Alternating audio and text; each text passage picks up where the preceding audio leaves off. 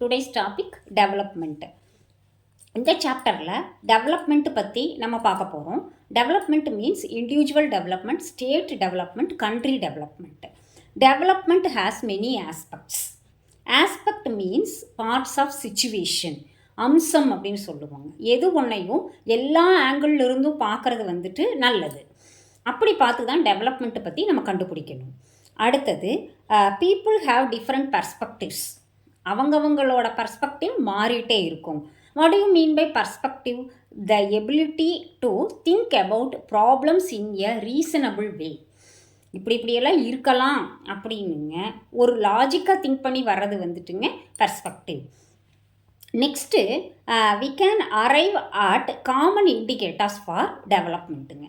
இப்போ development decision எடுக்கணும் அப்படின்னா காமனாக என்னென்னலாம் டெவலப்மெண்ட்டுக்கு யூஸ் ஆகுதுங்கிறத பொறுத்து நம்ம அதை யூஸ் பண்ணிக்கலாம். இண்டிகேட்டர்னால் என்னங்க? அதெல்லாம் காமிக்குது. இதெல்லாம் வச்சு நம்ம என்ன பண்ண முடியும்னா டெவலப்மெண்ட் பண்ண முடியும் அப்படிங்கிறது காமிக்குதுங்க. அடுத்தது இண்டிவிஜுவல் டெவலப்மெண்ட்டு தவிர ஸ்டேட் கண்ட்ரி டெவலப்மெண்ட்லேயும் செலக்டடு டெவலப்மெண்ட் இண்டிகேட்டர்ஸ் அவைலபிள். அதில் வெரி ஃபஸ்ட் பார்த்தீங்க அப்படின்னா இன்கம். அதை வச்சு தான் இவ்வளவு நாளும் நம்ம என்ன பண்ணிகிட்டே இருக்கோம் அப்படின்னு சொல்லி கேட்டாங்க. டெவலப்மெண்ட்டை கண்டுபிடிக்கிறோம். Economic development can be measured and income is the most common method for measuring development. இப்போ இதை ஒரு வீக்னஸாக ஃபீல் பண்ணி இது தவிர வேறு ஏதாவது இருக்கான்னு பார்க்கும் பொழுதுங்க நம்மக்கிட்ட ரெண்டு இருக்குது. ஒன்று குவாலிட்டி ஆஃப் லைஃப், ரெண்டு என்விரான்மெண்டல் சஸ்டைனபிலிட்டி. எவ்வளவு தாக்கு பிடிக்க முடியும், சர்வைவலுக்காக நம்மளால் எவ்வளவு தாக்கு பிடிக்க முடியும் அப்படிங்கிறதுங்க. அதில் பார்த்தீங்கன்னா இந்த வீக்னஸை நம்ம ஓவர் கம் பண்ணுறதுக்கு நியூ வே வேணும்னு கேட்டிருக்காங்க. We need newer ways of looking at development அப்படின்னு கேட்டிருக்காங்க. அதுதான் இந்த ரெண்டும், quality of life, environmental sustainability. இது ரெண்டும் வச்சு நம்மளால் கண்டுபிடிக்க முடியும் அப்படின்னு சொல்லியிருக்காங்க.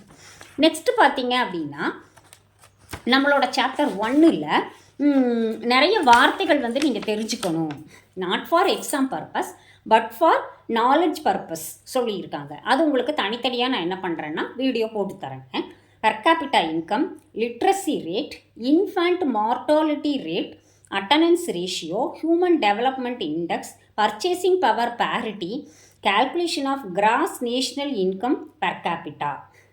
இதெல்லாம் உங்களுக்கு அடுத்தடுத்த சாப்டரில் வரும்பொழுது யூஸ் பண்ணியிருக்காங்க அந்த டேட்டாஸ். ஸோ அதை நீங்கள் தெரிஞ்சுக்கணும்னு சொல்கிறாங்க. நெக்ஸ்ட்டுங்க டேட்டா சோர்ஸஸ் எங்கேருந்து எடுத்திருக்காங்கன்னு சொல்லியிருக்காங்க.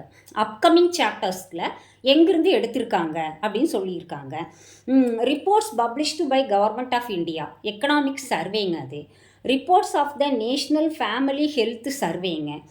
அதில் ஹேண்ட்புக் இருக்குது, இந்த ஸ்டாட்டிஸ்டிக்ஸ் இருக்குது இந்தியன் எக்கனாமியை பற்றி. அது data sources.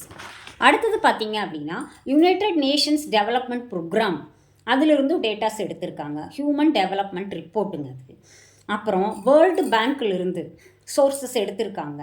World development indicators, ஓவராலாக வேர்ல்டு ஃபுல்லாக இருக்கிற இண்டிகேட்டர்ஸ் காமனாக இருக்கான்னு பார்க்குறக்காக எடுத்திருக்காங்க. அப்புறம் இந்த ரிப்போர்ட் எல்லாமேங்க every year report. Next comes to you the reference websites. Budget India website, UNDP website, World Bank website, RBI website. These websites you can refer for the further studies.